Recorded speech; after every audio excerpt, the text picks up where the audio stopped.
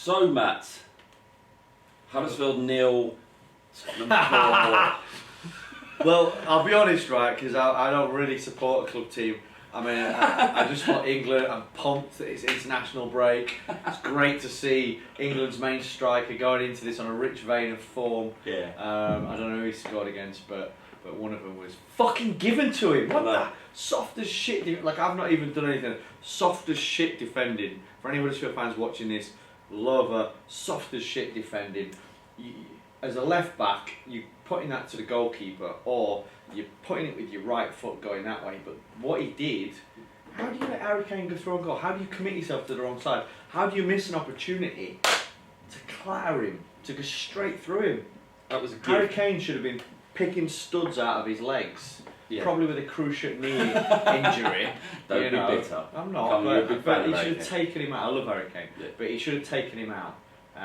So that was just soft. The second goal was soft, and then it was over. I was really surprised. class. Really surprised by how high your defensive line was. It's a really brave and refreshing way for a team that's just come up to play, and obviously brave because you can get punished, and that kind of happened. Yeah. We were fortuitous, it was that. Who was the defender?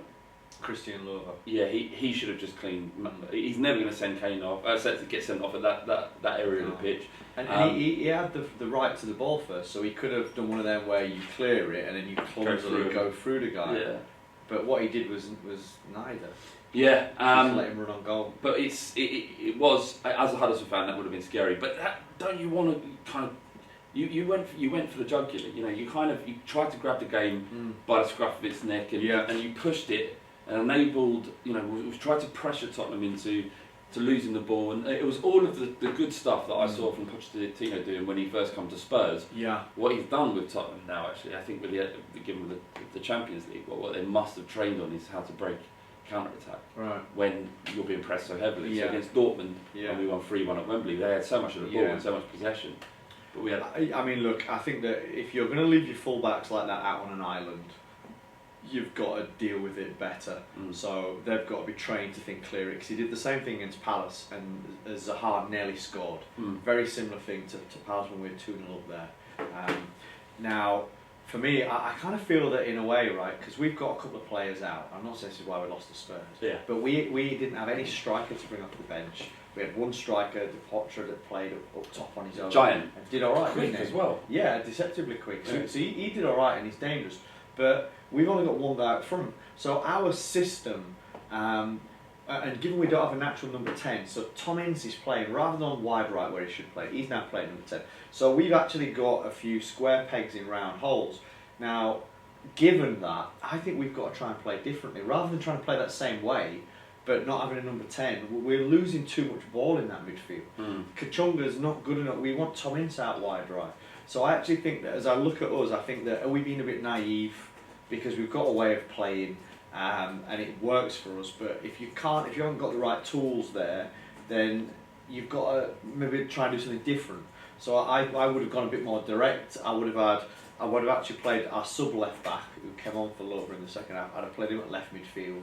And I would have protected, because if you're playing Tottenham and you're only got one striker, you don't have a number 10, you're struggling to score goals, you're actually, the margins are very fine. You need to get it precisely correct in order to score, yet you're actually giving Tottenham ball in dangerous areas, and Tottenham are fucking brilliant at breaking down better teams than us. So I just thought that, given who we're playing, I think you've got to have a plan B there. You've got to actually look to protect and make it frustrating for you. Maybe defend, maybe go a bit direct, maybe hope to score from a corner or something, because there was no way, I actually tweeted beforehand, there's no way we're scoring today. No way. And it turned out to be right. So did you see the fans after the sort of applauding each other? I'd like to think that we played a role in that. There's a lot of people digging out saying football's gone. Gone gay. Yeah. Football's gone gay. But that's what people would... No, I'm joking. But that's how people will see it, because you've got to be... I understand that's a sentiment, not the gone gay bit, but I understand why people get annoyed at that kind of stuff. I think from a Spurs fan's perspective, you were looking at a team that was getting beaten 3 or 4-0 at the time, had no real chance of getting back into the game, but obviously because of it's your first year in the Premier League, but also you want to support your team and show a level of unity, and as a fan, that's always a good thing. I think Spurs fans were looking around and going, do you know what, fair play, and that's what that was about. Yeah. And we applauded off Harry Kane. Yeah. Because he's one of the best strikers, and there was actually talk about this on Huddersfield message board down at the Mac, which is okay. It's like a message board, Yeah, they're always held out. Yeah. But what people were saying was unanimously, Harry Kane carries himself well. He's not one of these players that's dives, that's theatrical, that's right into himself. He seems very down to earth. He's brilliant, and he scored an amazing goal and was a threat all match, and probably the best striker that we've seen play down there. So people were just saying, we're going to clap him off. You know what I mean? There's a comparable situation where Spurs played Dortmund, and they beat us 3-0, but they controlled the game. It was incredible, 2 or 3 years ago. And maybe last year, and they were just so better that you couldn't. When the game ended, it was just everyone as one. It wasn't even a moment is this wanky or not. Everyone just started applauding. Yeah. It's like, how can you not? If you love football, how can you not? And what was actually quite a nice moment is that Matt Hummels noticed and put it towards the Spurs fans and clapped as well. And it was kind of this, we had no chance, but what we saw was something that Spurs aspired to. Yeah. And it was kind of like you guys are great. Yeah. But I think there's too much of that whereby, because fans know other fans of teams all the time, right? Yeah. You work with them, they're in your family, you have some really normal conversations that are without the ego of them being our rivals, and you talk, like Robbie, you'll talk to Robbie, there's Nicky at Arsenal, you'll have normal conversations, you'll have banter, but you'll have normal conversations. Yeah. Now, just because you're then en masse in the stadium doesn't mean you shouldn't be able to be respectful of something. But the traditions deserving of it. Yeah, but that goes against the kind of traditions of partisanship.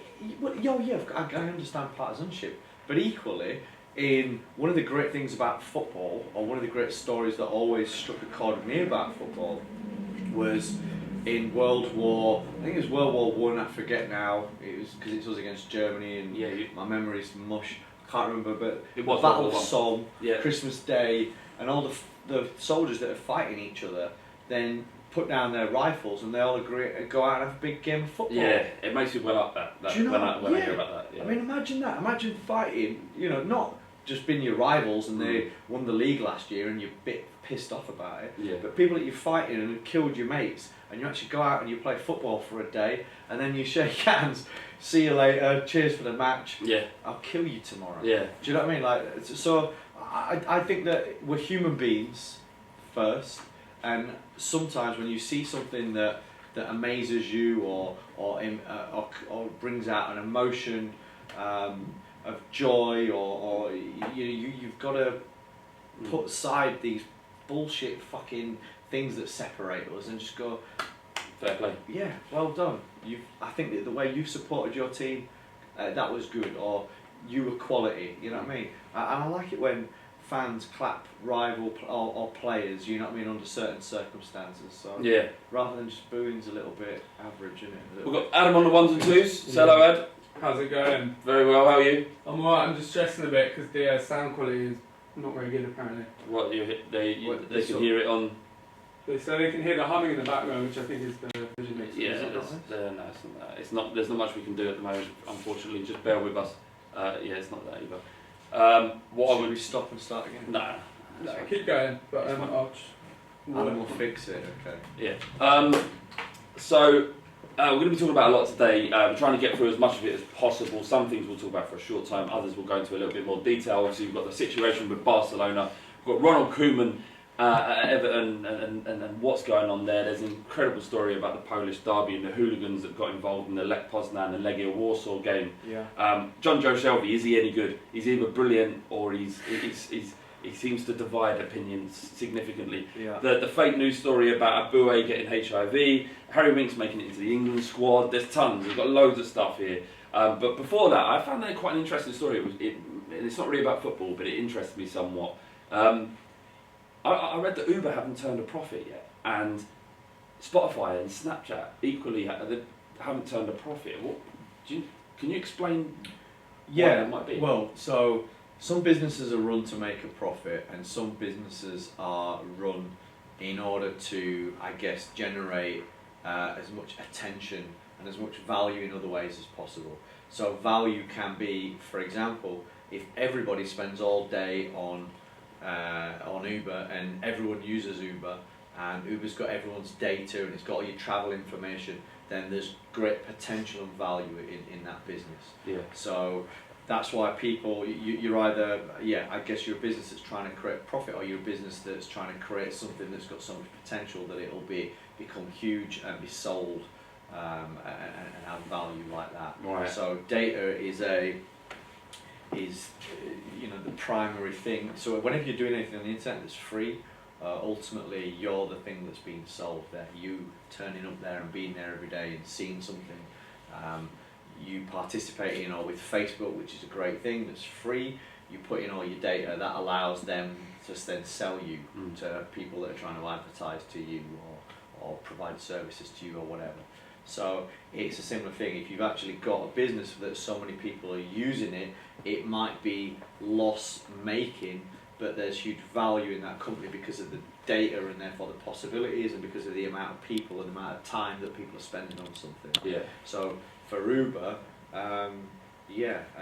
massive company, everyone uses it. It's synonymous in the country. Just because it's loss making, it doesn't mean it's not more valuable than the local newsagent who makes 50 grand a year in profit. Do you know what I mean? Yeah. Because the world knows of Uber, uses Uber, it's on everyone's phone, everyone uses it to save time, to take their journey. They have a point in the future, they know if the business plan goes ahead correctly that they'll become profitable. Yeah, that they'll become profitable, or they'll they'll sell in some way, shape or form, or exactly. Right, so it's just a different kind of model, I guess. It's just curious really, because from late to everyday man, you think that so many people are using it, so much money going in, how can they not be profitable? That makes sense. Well, what they normally, a lot of times when people build these things, they build them, it's some kind of app or some kind of tech or some kind of platform that they want people to use, and they haven't necessarily worked out how it's going to be funded completely yet, but they understand how they can bring people in, and then what they'll start to do is add monetization strategies to it. Gotcha. Like Twitter, for example, they had a huge audience, but they struggled to find a way to monetize, and then their ad package turned out to be pretty shit. So that's why someone like them had then struggled. And then if people stop using it and start jumping out and doing other things, and your audience starts to decline, then it's hard to be valued. But often when you raise money or when you go public, you're doing it on the potential of that company and the fact that they'll get it right at some point or whatever. Yeah. Does that explain it? It does, and it also feels like for an investor, you have to be quite bold and brave, and you have to punt, or are they not? They just get. Yeah, I mean, there's different types of investors and different stage investors. So I think that the way to look at investment, it's not what you sell for, it's what you buy for. So would I have bought Snap Inc. stock when they went public? No. But would I have bought it 5 years ago, when you saw that teenagers were starting to use it everywhere and it was at the top of the app store, then you'd buy it. But would you buy it when it's at its hugely inflated price? Then I probably wouldn't buy stock. Would it be someone with lots and lots and lots of money at that stage? Well, yeah, or it goes public, so then it can be traded then on international markets rather than stocks privately held. Gotcha. But so when a company's starting off, what you'll often do is you'll have that initial phase where it's cheap to buy the equity. So you'd come in there's a lot of people that make investments. They might have 10 investments going at one time.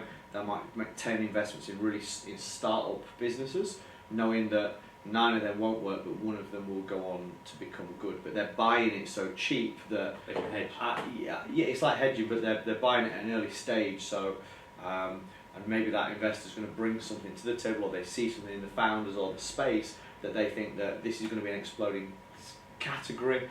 People are going to be, and so people might bet. People might have put money into Uber, into Halo, and into whatever the other people that were trying to do that product towards. Yeah. Knowing there'll be one winner because yeah, of course, the way that we've been ordering taxis, the way that we've been hailing black cabs isn't working. That can be something that can be made better by technology, in that it brings people that want to give lifts and people that are looking for a lift together in a quite a safe environment, and in a way whereby it saves time. Because ultimately, before Uber, you were one of these guys that used to go out and try and order a taxi. You know, you'd be in a party, you'd be back at your mate's house, you'd be like, I call a taxi, yeah, it'll be here in 10 minutes, awesome, 20 minutes past, where's my ride? Yeah. Then you got call him again, it's just turning down your road, mate, you can stand outside, 10 minutes has passed, it's not there. Whereas with Uber, you know where the guy is, you know, so that's saving time. So that was always going to win. People will make investments in a number of these things. Gotcha. But if you're buying it at the really early stage, that's when you've got a chance to make a really big profit. Gotcha. So any budding investors out there, fair bit of advice. Did you press record on the audio? Yeah. Good. Come on. Barcelona. I'm not going into the background. Barcelona, Real It's Madrid, mate. who the fuck be trying to Kid. Yeah, Yeah, that's a good one. I'm not going to go into background. They've had so much go on this year. It's insane what Barcelona have gone through, and this is just. I mean, I was kind of laughing at them back then, but now they're in a very awkward position politically because they have to align themselves, and have always proudly aligned themselves with Catalonian and being a Catalan club. So I don't think they hold no bones about it.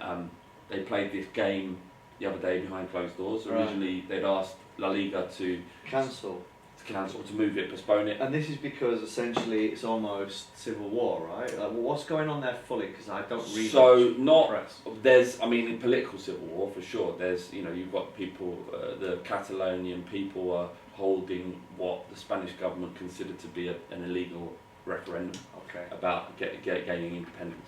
Wow. And it was illegal because it's not ratified. It doesn't mean anything. The results don't mean that they're independent. Right. They're just It's not not saying we recognised. want to have our own vote to see what people think. It was a statement to say, look, this is what we want. We want Right. independence. You know, in the same way. Scotland. Well, yeah, but except that Scotland that I was know it's already independent, but yeah. and it's ratified as well. Yeah. So that referendum would have seen them leave Great Britain, whereas this wouldn't have seen. It was more a token saying, and as a response to this, despite the Spanish government saying that we don't recognise it, this isn't important. Yeah. They sent in the civil guard, Shit. and there was a lot of rough housing by We them. all know from all this Ibiza and Tenerife over the years that Yeah. the guard don't play, do they? Honestly, I've travelled all over Europe with Spurs, and the Spanish police are the worst. Yeah. They do not give a shit. No, they're about their stuff, aren't they? Truncheon first, and you know, you come out with, you know, being the inner workings of the civil guard in Spain come from Franco's dictatorship, you know, all those years ago, 50 years ago. Day. Yeah, so I can see where it's come from. In any case, Barcelona kind of, you know, they asked the game to be moved. It was going to be to another day, just not on this day, because obviously it's symbolic. And La Liga said, no, you can't. You have to play on this day, which is odd because they'll move these games for TV fixtures all the time. Oh yeah. So it wouldn't have been a big deal. Right. But the Barcelona vice president has stood down because the president of Barcelona decided that the game should be played, but behind closed doors. And the vice president was saying it doesn't matter. We will take the docked points, because what would have happened is that would have been better. Yeah, I wish they'd have done that. Yeah, a much more powerful thing. But got on a high horse. So it would have got 3 points for not fielding a team and 3 Yeah. points for as a punishment. So it would have been 6 Yeah. points. And the way they're That- going, they'll still won it. That would have got the message out Yeah. really in quite a big way, wouldn't it, to the world? So the Because story. that's really standing for the cause in a way. Yeah. So there's always this thing about, you know, like Copernic and whatnot. And we talked about it a bit last week, but you know that by making a stand, by having a principled position, whether you agree with him or not, the point of it is that you're sacrificing something. And Copernic now doesn't have a club to play for, directly because of his. I mean, I know he isn't the greatest Who footballer. the hell's Copernic? What about pronouncing it right? Who is he? The one that took a knee in Black Lives Matter. In the NFL player. Oh, Kaepernick. Kaepernick. I thought this was a Spanish football. I was like, who the hell's this guy? I'm like, God, I know my football knowledge is poor, but I didn't realise that this is a big international Spanish player. Kaepernick. Sorry, Kaepernick. Kaepernick. I'm sorry, I know nothing about I'm NFL. with you now. Kaepernick. Former 49ers. Yeah, right. He hasn't got a club, but ultimately he's sacrificed his career, and he probably knew that was going to happen. And the same thing. Like, my one issue with PK, despite him being like you know, he's principled in the matter, he's still playing for the Spanish team, and he said, you know, because he's fiercely Catalan, and he said, look, if the Spanish players don't want me, or the Spanish supporters don't want me, then I won't play for them anymore. You know, I won't play for you. But in my opinion, if you're that, I'm maybe not getting the information completely correct. Sure, not getting the pronunciations. Yeah, correct. Kaepernick. Yeah. Kaepernick. And, you know, is that maybe he should have just said, well, I can't play for Spain. I can't play for what it represents. Look at how they're behaving. Maybe. I mean, look, I'm not an expert in this stuff at all. I didn't really fully know what was going on. But it's super interesting, you know, when there's, you know, I guess the world from what it was many decades ago or even centuries ago is changing. And yeah. I mean, I just kind of like look at this and just feel that this is one part of, I mean, I saw a Russell Brand video the other day, yeah, which is really interesting, and he was talking about the Vegas shootings, and I really agree with this thing that he said. And what he's saying is, rather than just looking at the immediate thing of, okay, so Vegas, that was bad, you know, like people died, obviously feel bad about that. He's just saying that the way that when the perpetrator of an act like that is clearly Arabic or someone that they can pin on as a Muslim, you know, that kind of thing. It's a very easy narrative for the media to throw. When it's like a white person, it's a little bit different. It's then about rifle, gun control, stuff like that. But what he's saying is, like, these things are pretty common now, and there's unrest and this kind of stuff happening all over the world and in many different forms. Yeah. And it's actually because people are pretty unhappy. Yeah. En masse, people are pretty unhappy because this system isn't working.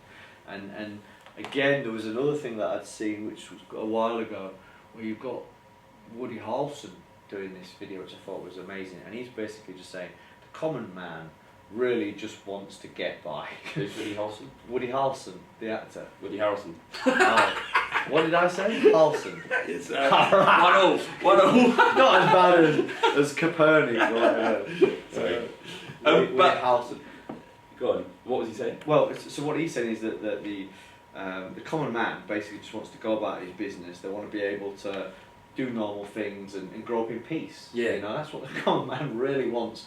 And when you see that that's not allowed to happen, it's because the interests of the people are not being prioritised by the system, by the government, which is, you know, we talk about this stuff quite a lot. You know, and the more life goes on, the more inclined I am to be quite sympathetic to a lot of these conspiracy theories about, you know, for example, look at the NFL, look at what's happening there. Now, it's not history. It's like with poppies, it's not history for us to all do that on that same day, and for sports teams to stand there, like you see in the NFL and stand for the anthem, like you see in the UFC when they do all this stuff for fallen heroes. That's paid for. That is paid for because governments have budgets to pay for, to get people to recruit to the army. You know, it's propaganda. So the NFL were paid by the government and by the government bodies to all of a sudden start to promote and stand with soldiers to do all this stuff that would promote and essentially fear, a military agenda as well. To serve a military agenda, because guess what? The way that capitalism works is you have to keep growing. You can't be like, oh, we're going to, don't worry guys, we're all going to eat, but we're just going to sort of like everything's going to fall back a few points. It can't. Capitalism's got to keep growing. Now, a way for countries to grow, right, is to make more, be more efficient with what you've got, but it's also to conquer new lands and break new borders and to grow outside of your country, which is why you might try and export a Premier League to a new market, because that brings in revenue from that market to here. Now, it works in many different ways, not just in TV sports rights and things like that, but it works in terms of them going and mining oil or other things that countries are rich for, you know.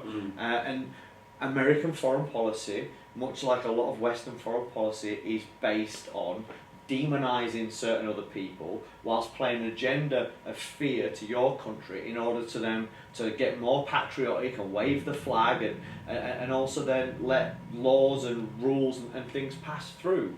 Because we're in a system that, let's face it, we all know it's not fair. It's not based entirely on meritocracy. It's serving an agenda, and that's something that I think that you see in sport. It's something that I think you see with the NFL, and I think that we're all part of what you're doing now, because people can use the internet to share information, to organise around ideas, because technologies as such. Like you saw with the Arab Spring, people were rising up and saying, this isn't right. You know, we're the 99%, this isn't right what's happening. And people are, and I think that in countries where you've had dictatorships, it's maybe more extreme, that reaction, like with Arab Spring, what happened in Egypt, Libya and countries like that. Yeah. I'm no expert on this shit, but I'm just looking at it and, you know, from a distance, top line. That's exactly top line. So I think that it's a fucking mad time for mankind right now. But ultimately, if you look at it and stand by, you just see, look, people are unhappy everywhere. And they're probably unhappy everywhere because the rich don't want certain things to change. The institutions don't want things to change. They want it to stay the same because they're all right, Jack, pull the ladder up. They're happy with their pension plan, their whatever, all their land and stuff like that. But people are getting pissed off, you know, and that's happening everywhere. That's one major change that might happen out of this. Go on. Very unlikely, but it could be that Barcelona ends up joining the Premier League or another, say, the Bundesliga. Now, in order for this to happen, who'd want them? Well, yeah. People are just like, well, you're going to come here and win everything. We'll get on that in 2 seconds. yeah, that's so true. We're all right, actually. In order for this to happen, I mean, Catalonia would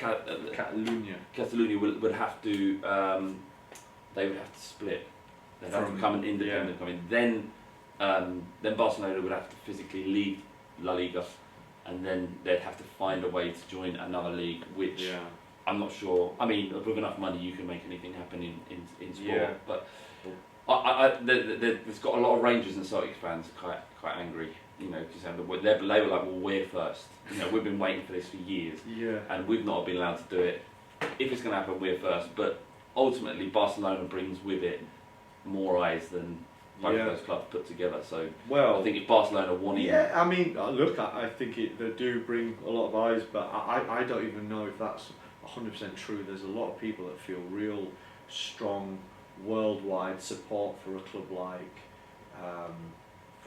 Celtic, you know. I know, I do that. I do get that, but they're the infinitely more marketable football club. And if the Premier League had to choose between the three, they're letting Barcelona in.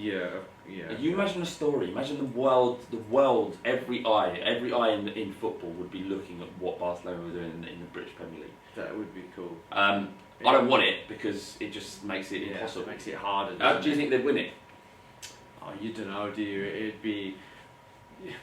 You know, you can sit there and say on paper, but I guess that the travelling around might impact them a little bit. The fact that they're new, everyone might raise their game, they might get worked out. If they're playing every week in, week out, they might start to get a little bit worked out. So you can look at them now and go, they're brilliant, but you can't sit here and just say that it would travel over. Adam's got a view on this. He does. I think they would win it comfortably. Do you? Yeah, they've been way better than all the other English teams for the last at least 8 years. The Premier League's higher than but when they got to the Premier League, they'd be able to sign better players. They'd raise their stature as well. They would cream the majority of the Premier League. Let me just come on to this because while we're talking to you, Ed, you got a bee in your bonnet, haven't you, about the top 6? Yeah. What is it? So you're just fed up because they're so good. They're splitting away now. Obviously, every time there was this little study done. I think it was in the Independent. I might be wrong. The Telegraph rather. And the stats show that the gap between the top 6 and Bayern Liverpool is widening. They're basically drubbing teams. 4 or 5. I personally would like the European Super League to happen, and I'd like the top 6 to go. Matt, what do you think of that? The European League to happen so that the top 6 in English football just go away. I mean, I get it's quite attractive. Do you know what I think? What I would love is some kind of reboot of that whole system. So yeah, fine. Yeah. See you later. Because see you later. Imagine how buzzing it'd be just to let these arrogant, like huge clubs that are, because we all play to their agenda anyway. Yeah. You know, because they're so much more advanced. Their infrastructures that they've got on the pitch, the resources that they're able to access, as well as off the pitch. You know, you've got Premier League clubs like Watford with one guy in the marketing department doing their social media and everything, their commercial partnerships. You've then got Man United, Man City got offices in London as well as up north with like bunches of people doing bunches of cool shit with 100 different partners around, global partners. You know, so it's not an even playing field off the pitch, and it's not. Because of that, it's not an even playing field on the pitch. Yeah. So I'd be quite up for it when you're just cutting it off. All right, see you later. You go play with them because you're so brilliant. Off you pop, and then we'll have it. It'd be good. I'd quite enjoy that. So I'd be in a weird position because I want that to happen, but I don't want Tottenham to go with it because I'm kind of I understand where your frustration is with it all. You know, you've got these. You know, and there's discussions going on at the moment again about how the top 6 can start to get more of the TV revenue share. Because currently, it's all split evenly. Anyone in the Premier League earns the same amount of money, regardless. I think you get additional fees. For where you play. So that's the competition, but for the TV rep split, everyone gets the same amount. Yeah. So whether you're Burnley or Man United, which is good. Yeah. Which obviously lends to the parity somewhat. Yeah. But obviously, the greedy people, and ultimately these are, I say greedy, they're businessmen. You know, they want more of that TV money because they realise that they're the ones that bring the eyes to the Premier League. Yeah. Man United, Man City, Spurs. But you know, to be honest, the whole English competitions and the other parts of the competition, I think, have been diluted in order to create the Champions League, which is because the Champions Cup used to be a straight knockout, didn't it? Yeah. And now we've got a situation where it's escalated a little bit, so it was right. Well, we'll have couple of teams in it, and we'll do a little league, and then we'll do knockout. We'll do 2 round robin phases. 4 teams are in it from these top countries, to the stage where there's now all these matches that are played, and all that is to create a premium package around these top 4 teams playing games over there. And the impact of that is that then they dilute the importance of the FA Cup by not giving a fuck about it. It dilutes the importance of whatever the other cups are called because no one gives a fuck about it. And then there's more of the, you know, so it's like, it's already happening really, and that's where and it's always the same teams that qualify. Well, the reason for that being, in the Champions League, there's 2 pots of money. There's the pot that you get rewarded for depending on how far you get in the competition, and then there's the pot that you get rewarded for how many eyes you bring to the competition. So Basel could reach the final of the Champions League and still earn less money. How do they value how many eyes you bring? What do you mean? Like, how is that actually account? Like, how's that qualified? Like, how's that? So TV audiences. So how many people? How many eyes? So if there's 100, if a Man United match against, like for example, their dream final would be Man United versus Real Madrid, the 2 most watched teams in the world. Is this right? Or are you making this up? No, we did a video on it. We did a video. Yeah, definitely right. But I don't know how they count that because TV metrics are different in different countries. Like in terms of the way that data is. So radio is a measure. You fill in a diary and you do 3 months retrospective stickers for what you've listened to, so it's a test of your memory. TV is a thing called Barb, and in Barb what it is, and it's only in about, I don't know, something stupid like 20,000 homes or 40,000 homes, and ultimately the way that Barb works is there's a box, and it's got a number button for everyone in the household. So if I'm number 1, obviously, and I'm watching TV, I press number 1, and then I sit and watch what I watch, and then Ty comes in, number 3, and number 2. She presses number 2 and she watches it, and that's how it counts what people are watching, and then they scale that up against the population to work out averages, and that's then says what people are watching. It's not actually what they're watching. No, but it's that saying. So what I'm saying is like that must be really difficult for them to actually have a true figure. But knowing that information is really valuable to them, isn't it?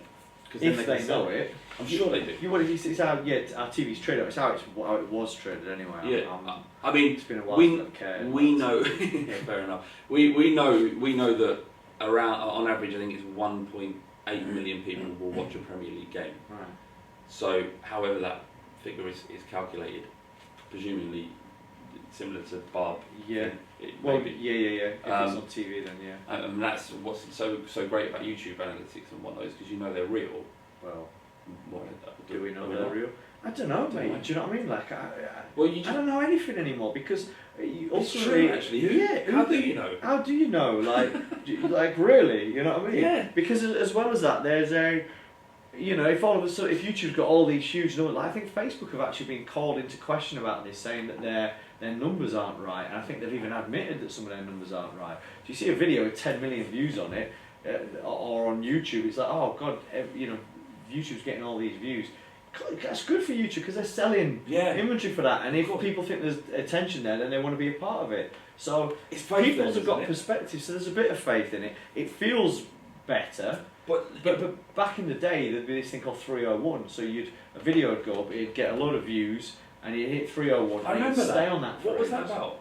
Well, it was because the algorithm was catching up, and even so, it sometimes gets it wrong. Like I've seen it where videos have been on there, and people have been going mad because it's like, all right, there's 6,000 likes. There's so many comments, and it's saying that there's only 10,000 views or something like that. Yeah. So it doesn't stack up. In fact, LinkedIn, I do video on LinkedIn. So by the way, I do loads of business video on LinkedIn, add me on LinkedIn, please. It's where I'm actually doing daily videos on there.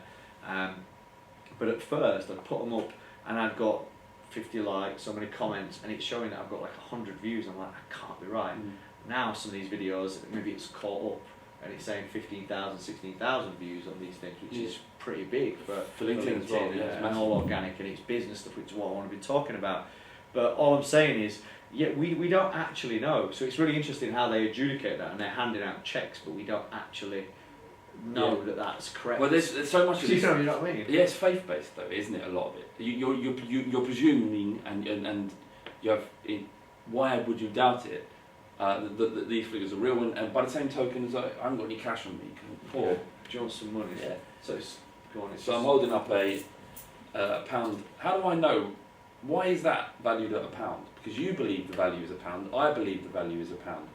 So therefore, when I give you this £1, you're going to give me something in return with the same value. But there's no rule in life to say that this is worth £1. There isn't a £1 worth of gold in the bank to back that up.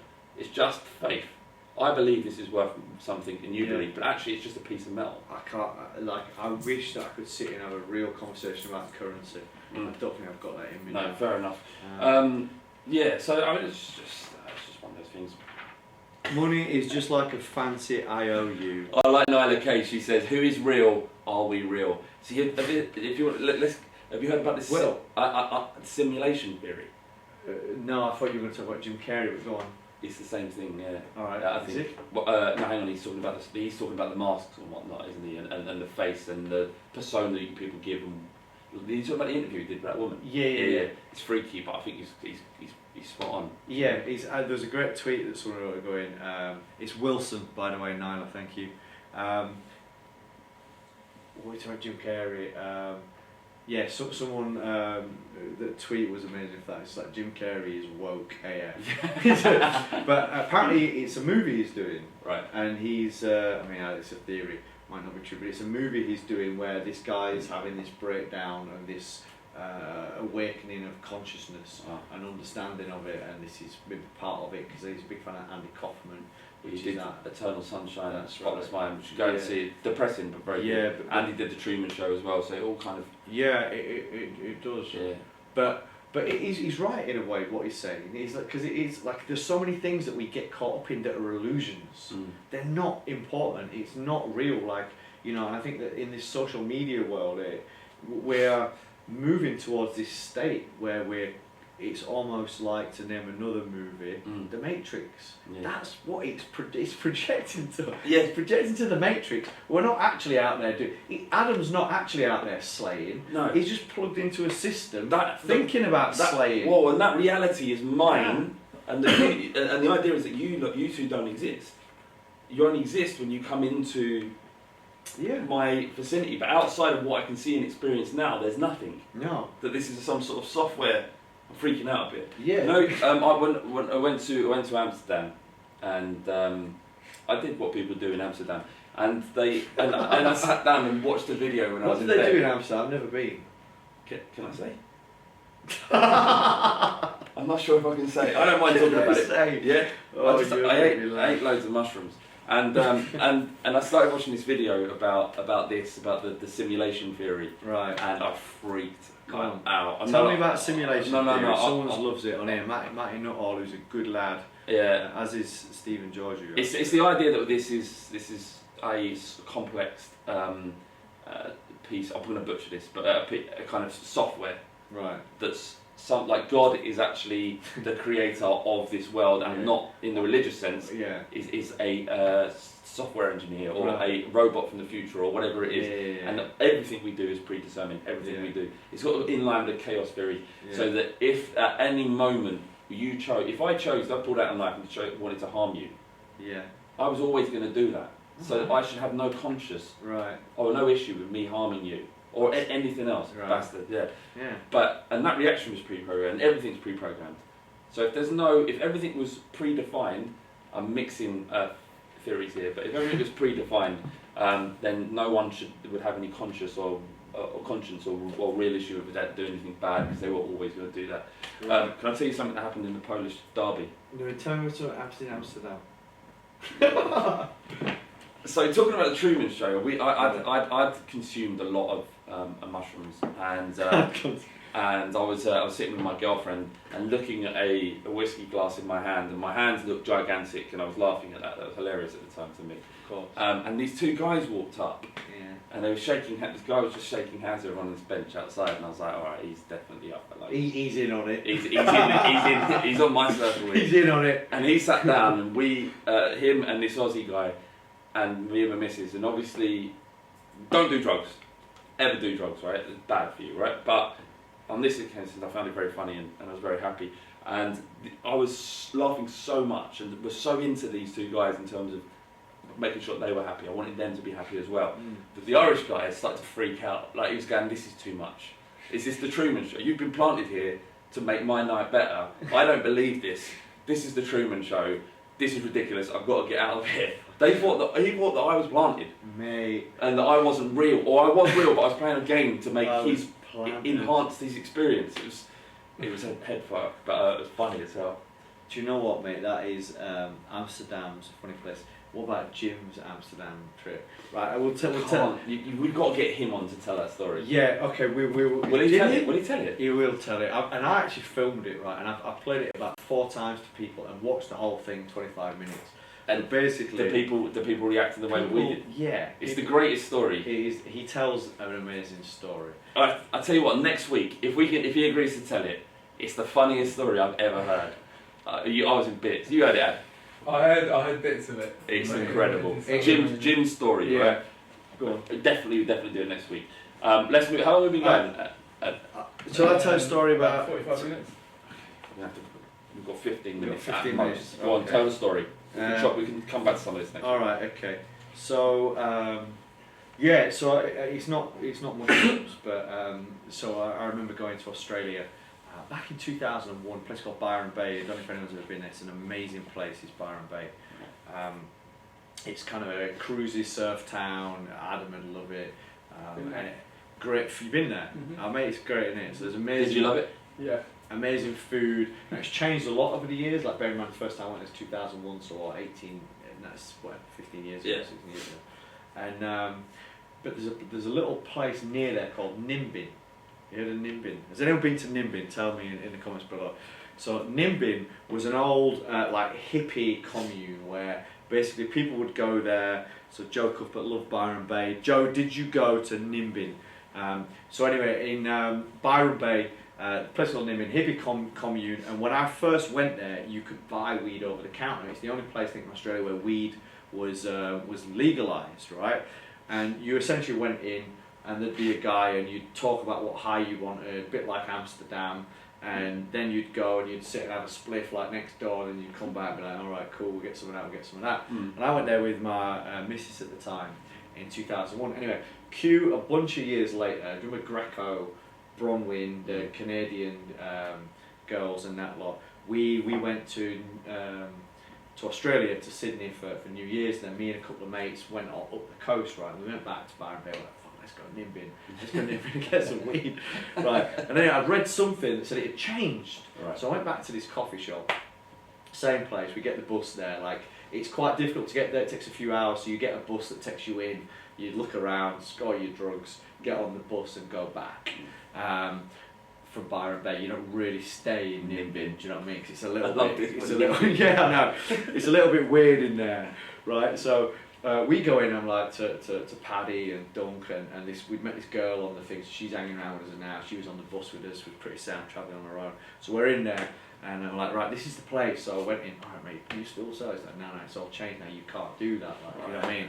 Like, okay, fine. So we come outside, like, right, fuck.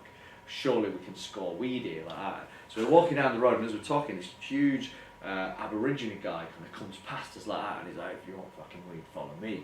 Like that. So we're like, alright, cool. So we're going to follow this guy. Exactly what you do. So we walk down this road, and so we're like, right, Paddy, you fucking go over there. So me and Dunk follow this guy down there, and he goes down this road, and he goes, and I've been to Nimbin before, like I said, but I've never been off the track. So I'm thinking, shit.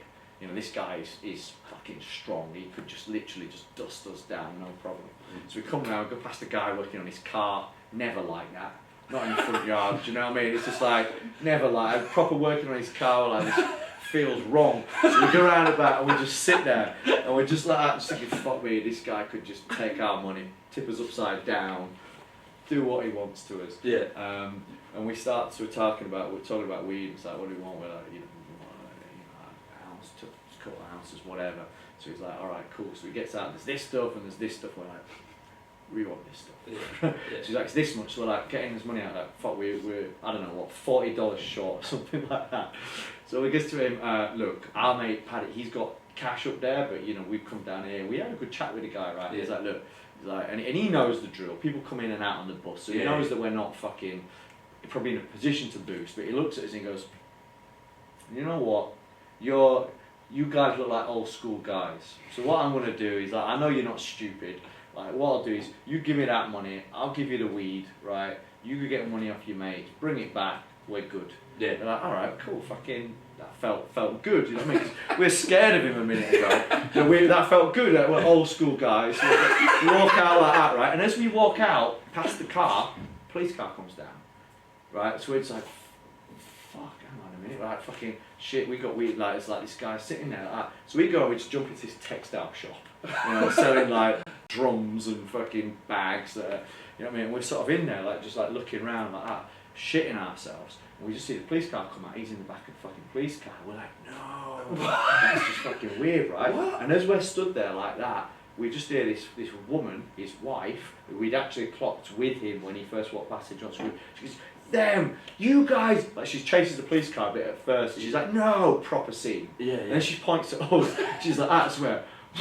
So we fucking run off, obviously, do you know what I mean? Because she looks like she could dust us down as well. So anyway, to cut a long story short, we end up hiding in a coffee shop, and we're just in bits right now, and we're sitting in this coffee shop literally just waiting for this bus to come back. And we're sitting in there, right, and we can hear this woman walking around outside. Oh my God. So we're there, and she comes into this back garden that's the side of this coffee shop, got the paper there, her fucking head's there, and we're just sitting there with this paper. She's got like a geezer with her, she's talking about us like she wants to mash us up, telling anyone that'll listen that we've somehow stitched him up, right? So we're just fucking sitting there terrified, waiting for the bus to come. Anyway, it gets to the time, the bus comes, right? So we're like literally just run out to get it. So as we're running for the bus, we then see a police car dropping off the geezer. What? Right? So we're like, fucking see the geezer, see the bus, and it's like just literally kind of a couple of blocks down, and we're just like, fuck it, we just run down to the guy, right, and his What? missus is meeting You ran him, to the just guy? run to the guy, and we're just like, there's your money, there's your money, really sorry about what happened, and he was like, fucking, mate, he's like, they took all my drugs, they took the fucking money, fucking, I knew you guys were all school geezers like that, had a hug, ran off and jumped on the fucking bus, but like, they would just be That's shit. incredible! So we're just like that, just fucking, You still had your yeah, weed? Oh, it was what fun. a story! That was well told as well. That was it. More of those on the Long Ball Street. There's a lot of stories like That is incredible. You got more of those? Yeah, Not now. Probably, yeah, you know. Not now, but we'll save. We'll have one of Matt's stories a week. Scary. No. That is terrifying. I've got someone. People going top story. Wow, kudos, amazing stuff. All right, look. One final thing before we go, because we've been overrunning. We've not done anything. Yeah. Just because Nyla, who's always here, she wants the people like still Nyla. going on third story. That was well done, man. That was a great story. Harry Winks, my little cherub in the Tottenham side, has made it into the England squad at the expense of Phil Jones and Fabian Delphi, who were injured. Okay. All I'm going to say about this before we end is that Harry Winks is the new Luka Modric. Really? Is he that good? No, but he could well be. Right. He's got the potential. Okay. Yeah, I've not seen. I only saw him in that game, and he didn't stand out in terms of a positive or a negative way.